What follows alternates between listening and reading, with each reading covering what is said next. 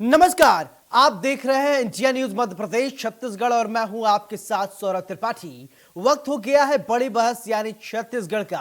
आज बात करेंगे छत्तीसगढ़ विधानसभा के शीतकालीन सत्र के। छत्तीसगढ़ में विधानसभा का 5 दिवसीय शीतकालीन सत्र सोमवार यानी आज से शुरू हो गया। सत्र के पहले दिन आज भानु प्रतापपुर उपचुनाव की नवनिर्वाचित विधायक सावित्री मंडावी ने शपथ ग्रहण किया। प्रश्नकाल के बाद उम्मीद जताई जा रही थी कि शायद सदन की कार्रवाई शांतिपूर्ण तरीके से चले, लेकिन विपक्ष मानो पहले से ही रणनीति बनाकर आया हो, रणनीति तैयार करके बैठा था। जैसे ही शून्यकाल शुरू हुआ, वैसे ही विपक्ष ने आरक्षण विधेयक की उल्लिखित क्वांटिफाइबल डाटा आयोग की रिपोर्ट को सदन के पटल पर रखे जाने की मांग को लेकर हंगामा शुरू कर दिया। विपक्ष के हंगामे के बीच 2 बार सदन की कार्रवाई स्थगित हुई। मामला शांत हो फिर भी नहीं हुआ। स्थगित हुई कार्रवाई जैसे ही शुरू हुई, इस बार सत्ता पक्ष ने आरक्षण विधेयक पर हस्ताक्षर नहीं किए जाने का मामला सदन में उठाया, तो विपक्ष ने क्वांटिफाइव डाटा आयोग की रिपोर्ट सदन में नहीं रखे जाने पर सवाल किया। इस बीच सत्ता पक्ष और विपक्ष के बीच तीखी नोकझोंक हुई। आरक्षण के मुद्दे पर ब्रजमोहन अग्रवाल ने कहा कि यह सरकार केवल मगरमच्छ की आंसू बहा रही है। यह सरकार लोगों को आरक्षण नहीं देना चाहती, लोगों को गुमराह कर रही है और आंदोलन करने की बात कर रही है। राज्यपाल पर राजनीति गलत है। बीजेपी विधायक कृष्णमूर्ति बांधी ने जल जीवन मिशन के टेंडर प्रक्रिया को लेकर सत्ता पक्ष को घेरा और सवाल किया। इसके अलावा विपक्ष ने जल जीवन मिशन में केंद्र के फंड के बंदरबाट का आरोप लगाया और हंगामे के बीच सदन की कार्रवाई 3 जनवरी तक के लिए स्थगित की गई। बावजूद इसके सत्ता पक्ष सदन के बाहर भी नारेबाजी करता नजर आया।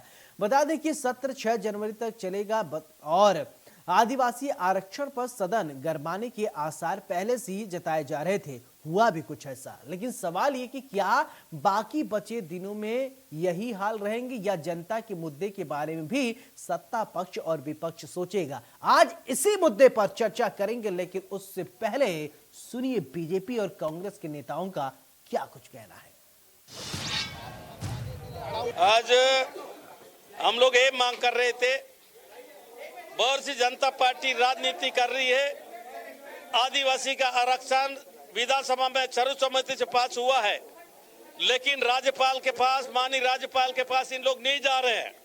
राज्यपाल को गुमराह भारतीय जनता पार्टी कर रहा है। इसलिए हम लोग मांग कर रहे थे कि इसको दस्तखत कराओ। आदिवासी आरक्षण 32% दो, 27% आदिवासी को पिछड़ा वर्ग को दो, 13% दो। ना हम लोग आदिवासी भाई इस क्षेत्र यहाँ के नौजवान को रोजगार देना है, नौकरी देना है। 20-22 दिन हो गए हम विधानसभा में, हमारा मुख्यमंत्री हमारे सरकार ने पास किया है। अभी तक गुमराह करके राज्यपाल को बोलकर इन लोग रोक के रखा है। देखिए, आज हाउस का मुद्दा, सरकार क्वांटिफाइड डाटा आयोग की रिपोर्ट के ऊपर में सदन में चर्चा नहीं करना चाहती। हमने इसी बात को कहा है कि जब सदन में विधेयक लाया गया तो उसमें कहा गया था राज्य सरकार द्वारा गठित क्वांटिफाइड डाटा आयोग की रिपोर्ट के आधार पर राज्य की लोक सेवाओं में अपर्याप्त प्रतिनिधित्व एवं असाधारण स्थिति के कारण आरक्षण प्रावधान लागू करने के लिए विधेयक प्रस्तुत है। जब इन्होंने क्वांटिफाइड डाटा आयोग के आधार पर विधेयक लाया है तो क्वांटिफाइड डाटा आयोग की रिपोर्ट कहाँ है? वो तो जो विधानसभा में जो चीजें प्रस्तुत की जाती हैं, क्वांटिफाइड डाटा आयोग की रिपोर्ट हमने उस दिन भी मांगी थी, आज तक विधानसभा में नहीं आई है। राज्यपाल जी को नहीं दी गई है, विधायकों को नहीं दी गई है, हाई कोर्ट में नहीं दी गई, सुप्रीम कोर्ट में नहीं दी गई। क्वांटिफाइड डाटा आयोग की रिपोर्ट नहीं होने के कारण ही 58% का जो विधेयक है वो हाई कोर्ट में निरस्त हुआ। हम तो चाहते हैं 4 साल तक इस सरकार ने हाई कोर्ट में क्या क्या किया। हाई कोर्ट में 32% आदिवासियों के आरक्षण को बचाने के लिए इन्होंने क्या प्रयास किया, इसके ऊपर में श्वेत पत्र जारी करे। ये सरकार आरक्षण देना नहीं चाहती। यहाँ मौजूद हैं अजय चंद्राकर, यहाँ मौजूद है।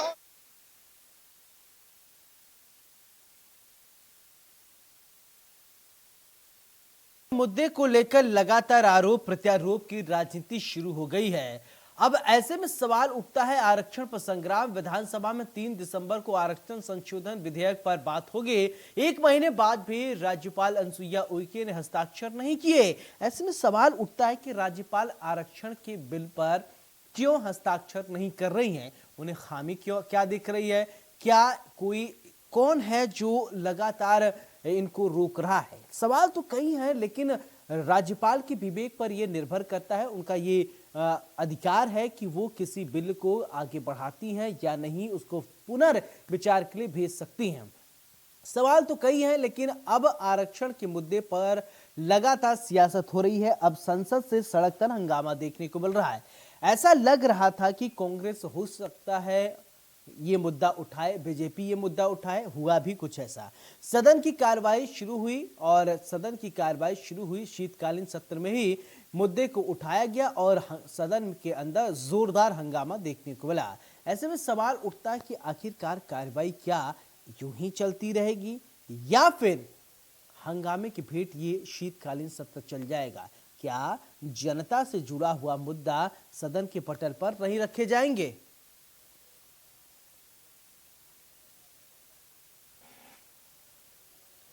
तो शीत सत्र जंग जबरदस्त। अब ऐसे में सवाल ये उठता है कि क्या शीतकालीन सत्र सुचारू रूप से चल पाएगा या नहीं। ज्यादा जानकारी और ज्यादा विस्तार से समझने के लिए हमारे साथ मेहमान जुड़ गए हैं। सबसे पहले परिचय कराते हैं, फिर चर्चा की शुरुआत करते हैं। राजकुमार यादव, विधायक कांग्रेस, बहुत बहुत स्वागत। रंजना साहू, विधायक बीजेपी, आपका बहुत बहुत स्वागत। तो सबसे पहले बात करते हैं राजकुमार यादव जी से। क्या ये शीतकालीन सत्र हंगामे की भेंट चढ़ जाएगी क्या राजकुमार जी? तो फिर इसमें बोलना पड़ा।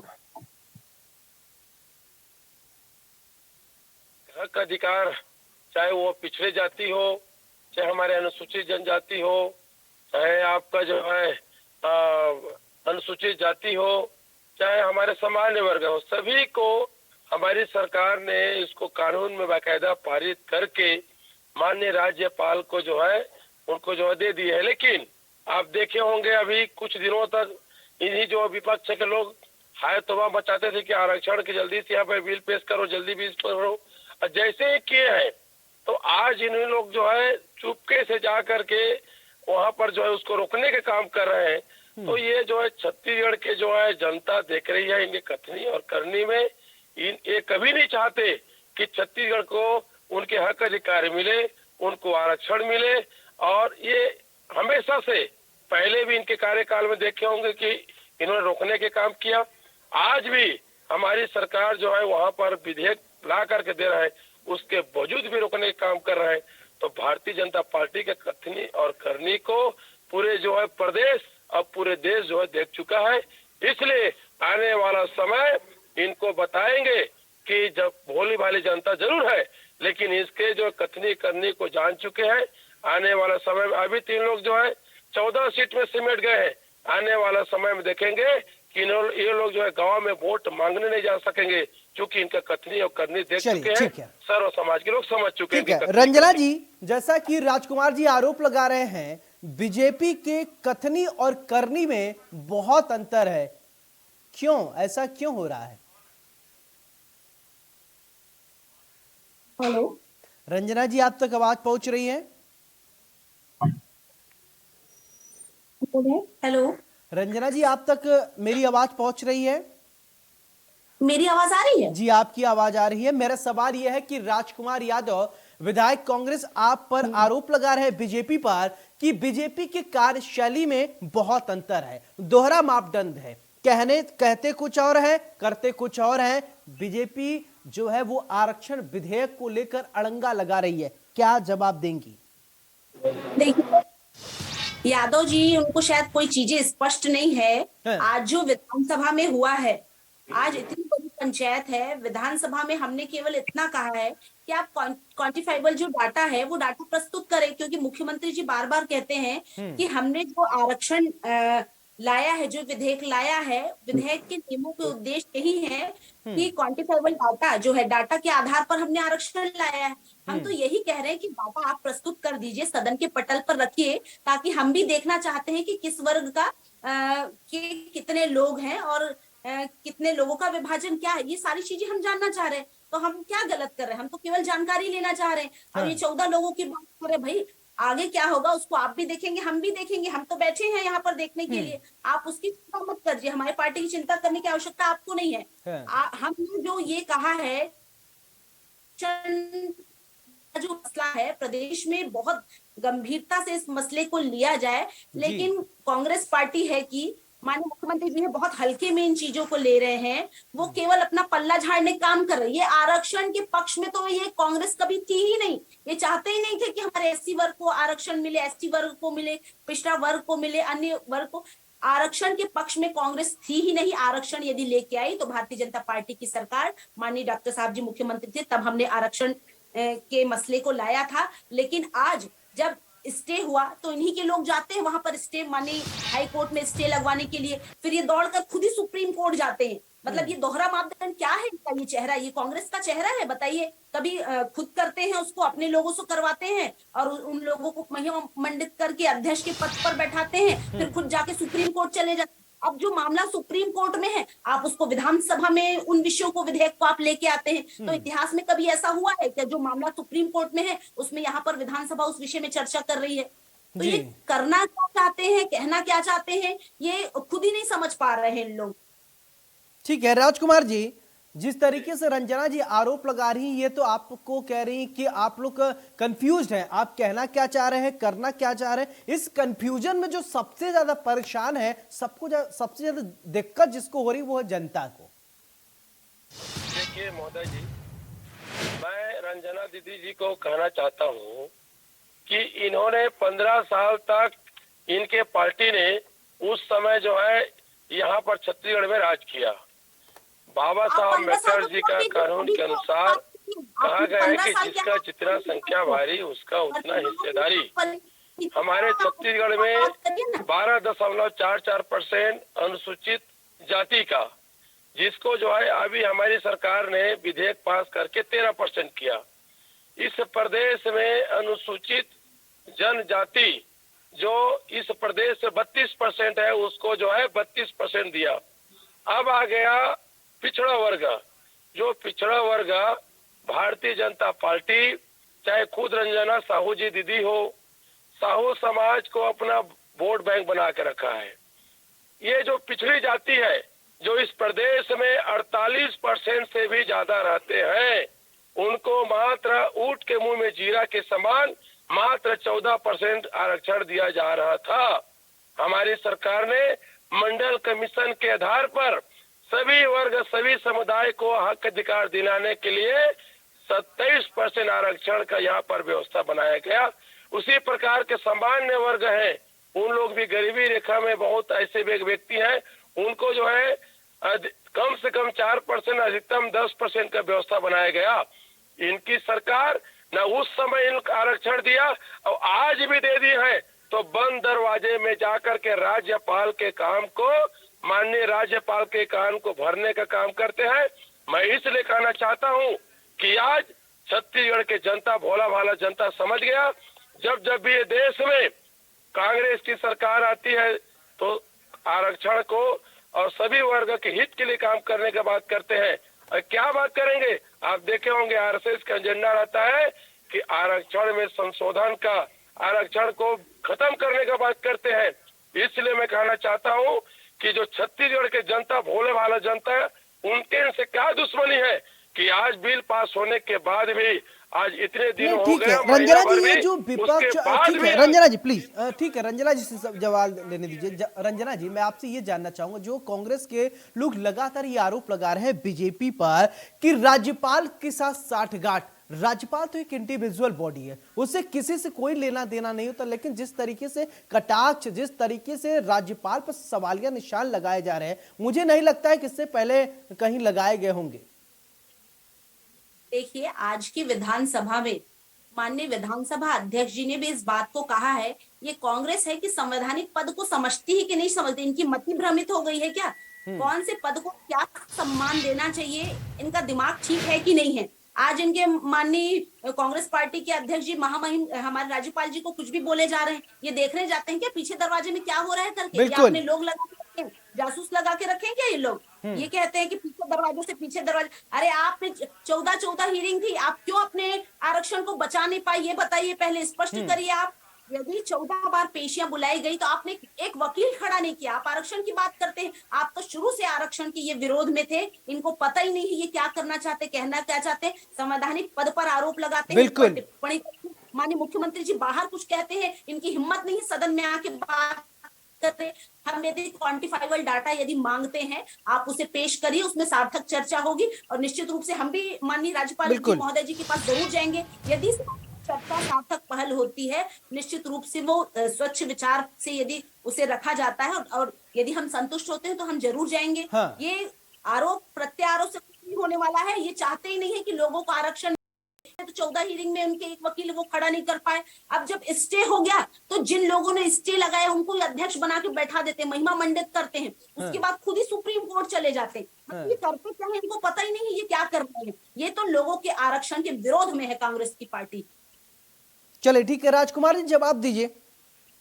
देखिए बघेल जी, हम तो देखो हमारा अभी उतना राजनीति का भी, हम तो अभी पहले बार विधायक बने हैं, लेकिन हम इतने दिन तक राज्यपाल को देखे हैं कि जो भी निर्णय लेते हैं अपने राज्यपाल अपने भवन में बैठ के चिंतन मनन के जो भी निर्णय लेते हैं, ये पहली बार देखे हैं कि राज्यपाल को मजबूर किया जा रहा है। इसमें राज्यपाल को गुमराह किया जा रहा है। कौन मजबूर कर रहा है राजकुमार जी? कौन गुमराह कर रहा है, कौन मजबूर कर रहा है? सुनिए, आप देखे होंगे कि मोदी जी के दरबार में, अमित शाह जी के दरबार में, गृह मंत्री जी के दरबार में राज्यपाल को वहां पर घंटों घंटों बैठा करके इंतजार करा रहे हैं।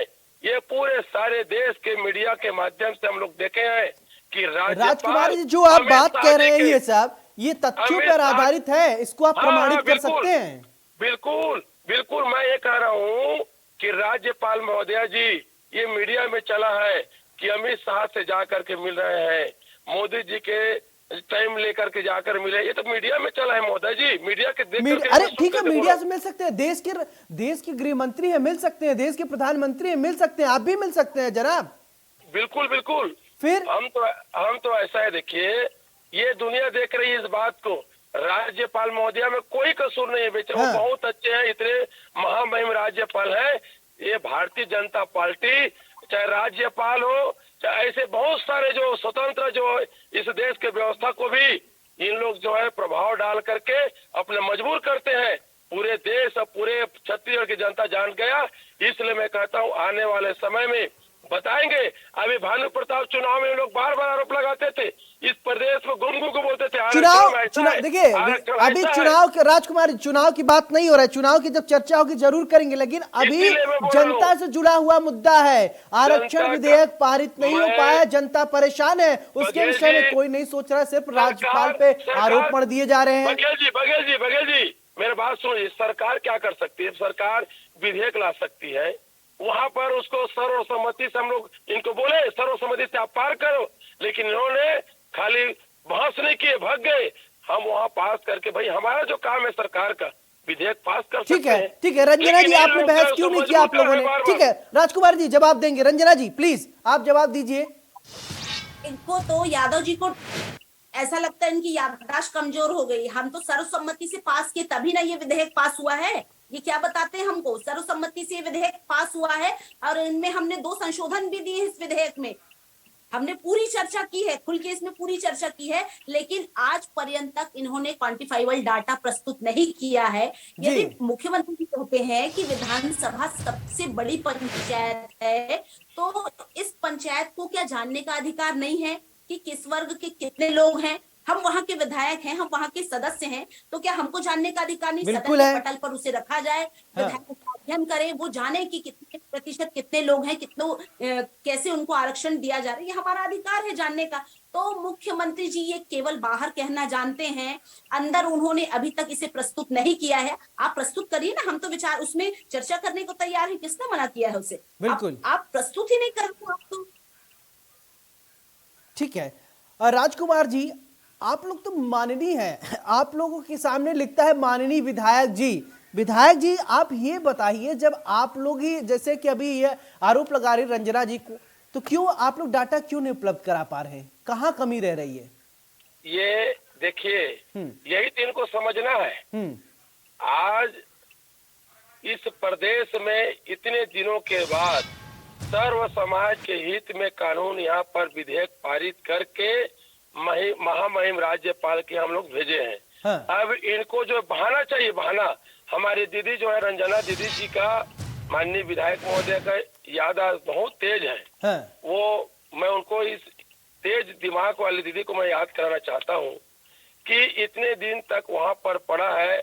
अगर इन लोग अगर इस प्रदेश के बेरोजगारों का, इस प्रदेश का भला चाहते तो हम लोग जाकर के निवेदन कर रहे हैं महामहिम राज्यपाल से, कभी इन लोग भी चले जाते।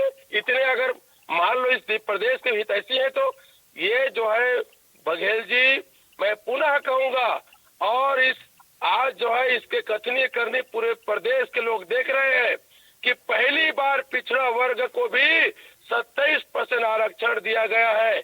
कल के डेट में रंजना साहू जी को भी उनके समाज के लोग पूछेंगे कि आप हमारे पिछड़े वर्ग के से आते हैं, और जब पिछड़े वर्ग को भी 27% आरक्षण की सिफारिश किया गया और 32 दिनों तक, 1 माह तक वहां पर फाइल रुका गया था, आपने क्यों आवाज नहीं उठाया? क्यों नहीं जाकर के वहां पर राज्यपाल महोदय जी को आप क्यों नहीं बोले? ये क्या जवाब देंगे? मैं उस दिन इनके ही विधानसभा में आवाज उठेगा, ये पूरे प्रदेश की जनता, मेरे बहुत याददाश्त बहनी, हमारे तेज दिमाग के बहन जो है रंजना दीदी को भी पूछेंगे। इस बात को याद रखना, क्योंकि इतिहास, आज आप किसी के कहने पर आप जो है कोई भी यहाँ पर बोलते हैं, हम देखते हैं सदन के अंदर में इन लोग उतना ही बोलते हैं जितना इनको जो लिख करके पढ़ करके दिए जाते हैं। इन लोग जैसे मिट्टू को सिखाया जाता है उसी प्रकार का ठीक है, आज भारतीय जनता पार्टी के 14 विधायकों को इनके जो ठीक है रंजना साहू जी, ठीक है sir, okay okay Rajkumar ji, आपकी बात आ गई। रंजना जी, कई सारे आरोप मढ़ दिए आप पर कि इन्होंने कहा कि जब आप अपने क्षेत्र में जाएंगे जनता तमाम सारे सवाल आपसे पूछेगी कि आपने किया क्या विधायक जी। तो जो दूसरे विधायक यानी कांग्रेस के विधायक आप पर जो आरोप लगा रहे हैं आप उसका खंडन कीजिए, क्योंकि आपके जितने भी आपके चाहने वाले हैं या जितने दर्शक वो भी आपको देख रहे हैं, आपके क्षेत्र के लोग भी आपको देख रहे हैं, जवाब देना बहुत जरूरी है। देखिए बघेल जी, माननीय राज्यपाल महोदया जी एक संवैधानिक पद है और इस संवैधानिक पद में हम उनको सलाह देने नहीं जा सकते। वो उनका विवेकाधिकार है, वो उनका अधिकार है कि वो कितने दिन विधेयक को अपने पास रख सकती हैं। राज्यपाल जी ने 10 बिंदुओं में सरकार से जवाब मांगे थे। ये तो मुझसे प्रश्न कर रहे हैं, सरकार जवाब दे 10 बिंदुओं में, क्या उन्होंने जवाब दिया है? और एक तरफ ये कहते हैं राज्यपाल जी को राजभवन में अधिकार नहीं है कि वो इन सवालों को सरकार से कर सके। अब एक तरफ आप कह रहे राज्यपाल जी को अधिकार नहीं है और दूसरी तरफ आप कह रहे हैं कि हमने 10 बिंदुओं का जवाब दिया है। तो आप स्पष्ट करिए ना कौन कौन से बिंदुओं का जवाब दिया है। इसको हमको विधानसभा में हमको अधिकार है वो जानने का, हमको स्पष्ट करिए। हम भी अध्ययन करना चाहते हैं, हम भी जानना चाहते हैं कि वो विषय क्या है। राज्यपाल जी ने यदि प्रश्न पूछा है कि कौन से आधार पर, कौन कौन से ऐसे विषय हैं जिनके आधार पर आरक्षण का यह विधेयक पारित हुआ है, माननीय राज्यपाल महोदय जी की चिंता ये है कि जब 58% आरक्षण को माननीय हाईकोर्ट ने यदि निरस्त कर दिया तो क्या गारंटी है कि 76% आरक्षण तो आप और बढ़ गया है, तो इस आरक्षण और कोई दिक्कत या किसी प्रकार की परेशानी ना आए, ये तो उनकी चिंता है। और वो यहाँ की यदि संवैधानिक पद पर यदि बैठी हैं, राज्यपाल हैं इस प्रदेश की, तो उनकी चिंता बिल्कुल जायज है। तो ये क्या चाह रहे हैं, कांग्रेस क्या चाह रही है? ये कि फिर से वही परिस्थिति बने, ये तो अपना पल्ला झाड़ लिया। ठीक है, ओके ओके, ठीक है राजकुमार जी, जैसा कि रंजना जी आरोप लगा रही, वो कह रही थी आपने कहा कि सदन में आपने 10 बिंदुओं पर जवाब दिए हैं। अब दर्शकों को भी बता दीजिए कि वो आपने जवाब दिए और सदन के पटल पर बात रखे, क्या कुछ है, कुछ दर्शक भी जान ले। ये रंजना दीदी जी को मैं सुन रहा था अभी, ये तो दीदी जी माननीय विधायक जी तो ही है, ऐसा लग रहा है सुप्रीम कोर्ट का जज भी है लग रहा है। भाई हमारा काम, एक विधायक का जो काम होता है वो विधायक का काम विधेयक लाना है। इस प्रदेश का बाबा साहब भीमराव अम्बेडकर जी, महात्मा गांधी जी ने देश को आजाद करा करके कानून बनाया है। उस संविधान के अनुसार इस देश में व्यवस्था, प्रदेश में व्यवस्था बनाया जाता है और उसी के तहत मंडल कमीशन के आधार पर 27% आरक्षण, उसी समाधान प्रकार से ठीक है, आप लोगों दोनों अच्छा। लोगों को मैंने बहुत ध्यान से सुना। 30-30 सेकेंड अब आप लोगों को दूंगा। रंजना जी 30 सेकेंड, आपके पास समाधान क्या है मैडम? कैसे समाधान निकले, क्योंकि हमारे पास बहुत वक्त तो नहीं है। समाधान केवल यही है कि हमने यदि भाई कोई भी विधेयक यदि सरकार लाती है तो क्या यूं ही पास करा दिया जाता है? उस पे सत्ता पक्ष भी चर्चा करती है और विपक्ष भी चर्चा करती है, और विपक्ष के नाते हमारा दायित्व है यदि हम संशोधन यदि हम विधेयक यदि उस पर यदि सरकार के साथ यदि सहमत है तो हमारा अधिकार है हम कुछ संशोधन भी दे। हमने 2 विषयों में संशोधन दिया था, सरकार ने इसे स्वीकार नहीं किया, उसके बाद भी सर्वसम्मति से यह विधेयक पास ठीक है राजकुमार जी, ठीक है मैडम, आपका कम समय खत्म। राजकुमार जी समाधान बताइए, 30 सेकेंड है सर बस। देखिए, हमारे भूपेश बघेल जी की सरकार विधेयक पास कर दिया है सर्व समाज के हित में, सर्वजन हिताय सर्वजन सुखाय के तहत भूपेश बघेल जी ने विधेयक पास कर दिया है। हम कल जाकर के राज्यपाल महोदय जी को निवेदन कर रहे हैं। हम भारतीय जनता पार्टी के तमाम उन विधायकों को भी निवेदन करते हैं, नेताओं को भी निवेदन करते हैं कि आए और सब जुड़ मिल करके सभी इकट्ठा होकर के राज्यपाल महोदय जी को निवेदन करें और इसी में इस प्रदेश का भलाई यहाँ तक। बिल्कुल, राज्यपाल महोदय जी से आप लोग निवेदन कीजिए, इसी में प्रदेश की भलाई है।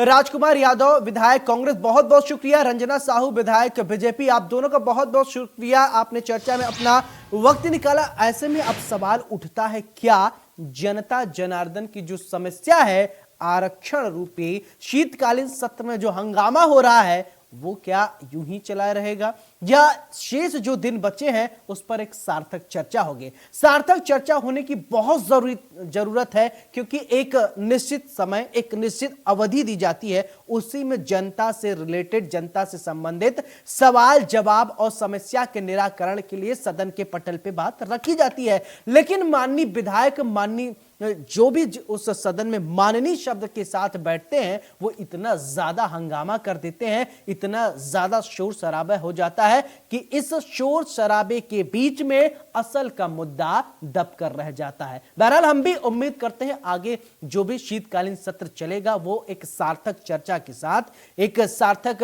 निर्णायक विचार होगा, ताकि जनता, जिनको ये लोग जनार्दन कहते हैं, हम भी जनार्दन कहते हैं, जनता जनार्दन के विषय में सोचा जाए। बड़ी बहस में मेरे साथ फिलहाल इतना ही। नमस्कार।